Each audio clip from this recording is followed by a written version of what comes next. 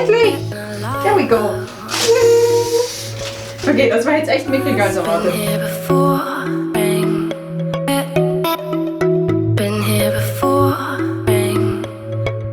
Willkommen im Jahr 2017 und willkommen zum ersten Video im Jahr 2017. Und falls ihr es noch nicht merkt, ich versuche mich gerade an die Jahreszahl zu gewöhnen.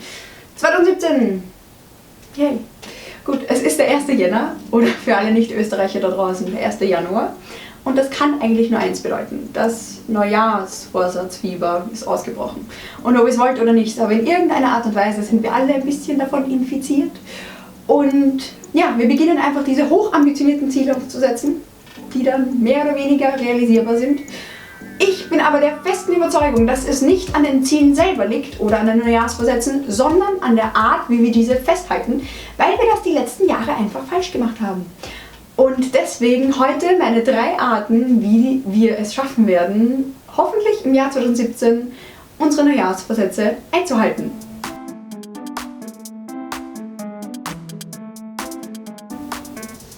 Die erste Methode ist vielleicht etwas unkonventionell, aber dafür umso effektiver. Wenn man sich nämlich wirklich an einen Neujahrsvorsatz binden will, dann kann man den nicht nur aufschreiben, dann muss man den in eine Kiste packen und diese ganze Kiste dann vergraben. Und jeder von euch, der schon mal Crossroads gesehen hat, kann sich, glaube ich, gerade denken, worauf ich anspiele. Damals hat nämlich niemand geringerer als Britney Spears selber diese Box mit ihren Freunden vergraben. We don't want to get caught.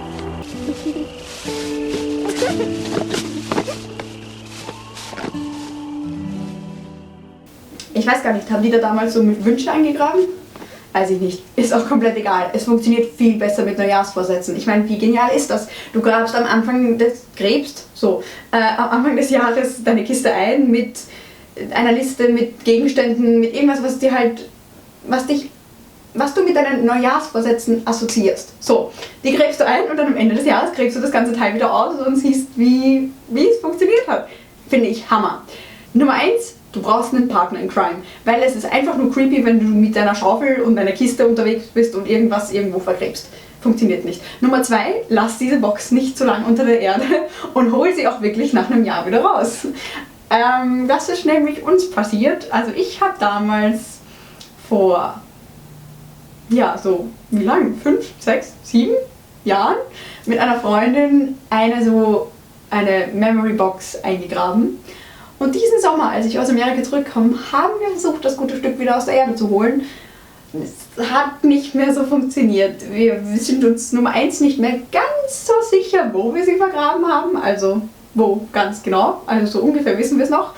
Nummer 2 sind unsere Ausgrab-Skills anscheinend nicht so cool wie Britney Spears ihre Fähigkeiten, diese Kiste wieder rauszuholen, weil wir haben einfach versagt. Nein, aber wie heißt der Film, wo die das auch machen? Boah, ich weiß, was du meinst, mit der Britney Spears. Genau, der Film, wo die eine Kiste eingegraben haben mit... Ja, dann hat die Agnes geglaubt, sie ist auch so cool. Mach das mal nach.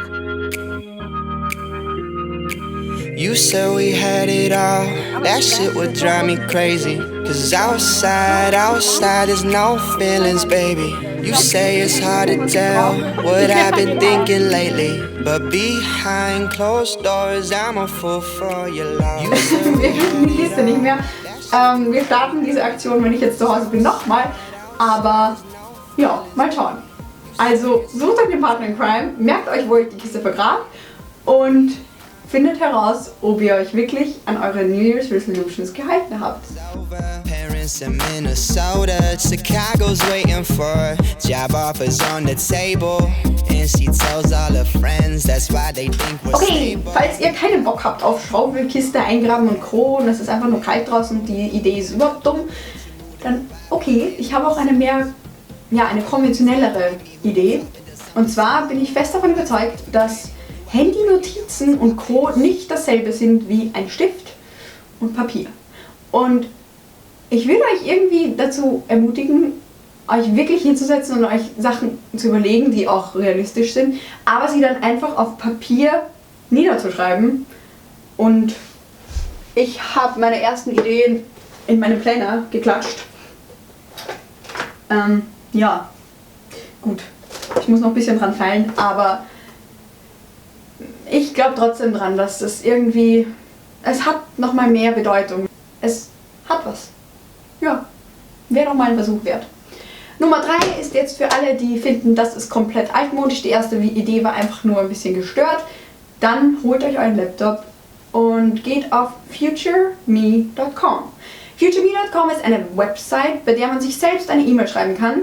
Beziehungsweise man schreibt einfach mal eine E-Mail, gibt dann unten seine E-Mail-Adresse ein, das Datum, wann man diese E-Mail empfangen will und kann dadurch einstellen, dass man genau in einem Jahr die E-Mail mit der heutigen Perspektive, mit den heutigen Neujahrsvorsätzen wiederbekommt.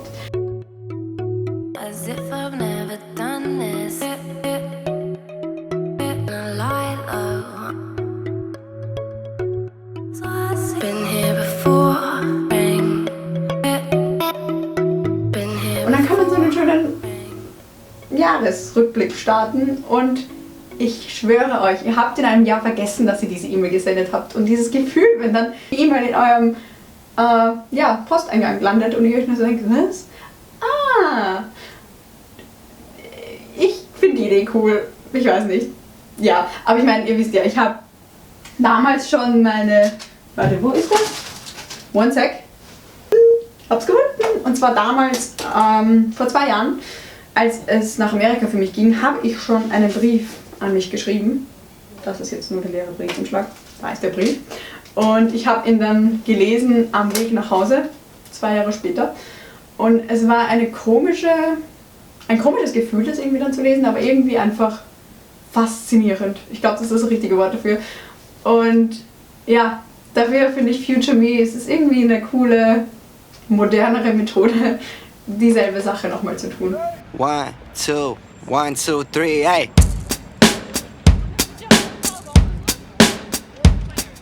Love, so hollow, it aches, baby. Don't turn around and say what you need to say. I know sometimes it gets there, but I don't wanna escape. Feels like we're falling nowhere, but I'll do whatever it takes. And maybe someday we'll get there. Euch eigentlich noch ein bisschen Inspiration. Würde mich voll interessieren, was eure Neujahrsvorsätze dieses Jahr so sind. Gibt es irgendwelche coolen Ideen? Oder glaubt ihr an dieses ganze Phänomen Neujahrsvorsätze? Ich bin für sowas irgendwie voll zu haben. Naja, big surprise, ich weiß. Ja, ich glaube, dieses Jahr grabe ich sie einfach ein und diesmal hoffe ich, finde ich sie auch wieder. Naja.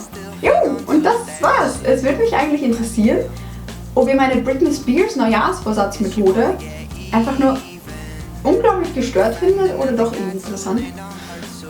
Und ja, falls irgendwer da draußen seine Neujahrsvorsätze eingibt, lasst es mich wissen. Ich mache es jedenfalls. Und sonst wünsche ich euch einfach nur einen guten Start ins Jahr 2017. Und ich hoffe, ihr hattet wunderschöne Feiertage und habt die Zeit mit euren Liebsten genossen und seid vor allem gut ins neue Jahr gerutscht. Und ich hoffe so sehr, 2017 wird unser Jahr. Und ja, bis bald. Und eigentlich ich glaube, 2017 wird ein gutes Jahr. Ich habe das im Gefühl. Mal schauen. I love you fit so perfectly. And baby we're gone. Apropos Neujahrsvorsatz, also eine Idee, die ich habe, ist, dass ich meine sportlichen Neujahrsvorsätze jedes Monat ändern werde. Und zwar habe ich eben einen Neujahrsvorsatz für jedes Monat, falls das Sinn macht. Im Januar, habe ich mir hier meinen Partner in Crime gesucht und gemeinsam machen wir eine Art Plank Challenge, und zwar jeden Tag einmal planken. Wie lang wird noch diskutiert, aber ich weiß, es ist nicht viel, aber trotzdem, mehr bringe ich nicht zusammen. Und zwar, die ganze Idee dahinter ist, dass immer jeden Tag der andere dem anderen schreiben kann. Macht das gerade Sinn? Naja, also einmal ist der andere dran, einmal der andere, einmal der andere dran. Und zwar schreiben wir einfach nur Plank Time. Und egal wo die andere Person ist, man muss planken. Egal ob im Supermarkt, egal ob in der Uni, egal ob auf dem Rad. Plank Time. Jo, ich bin noch nicht so ganz überzeugt von dieser Idee, aber ich finde sie geil, also muss ich es durchziehen. Und ja, es ist ein Neujahrsvorsatz, dass ich jeden Morgen, wenn ich aufstehe, zu Unwritten eine Runde tanzen will, zu Natasha Bedingfield. Auch so ein richtiger Oldie. Ich hab's heute mit meinen Oldies. Britney Spears. Oops, I did it again. I'm saying, baby, one more time.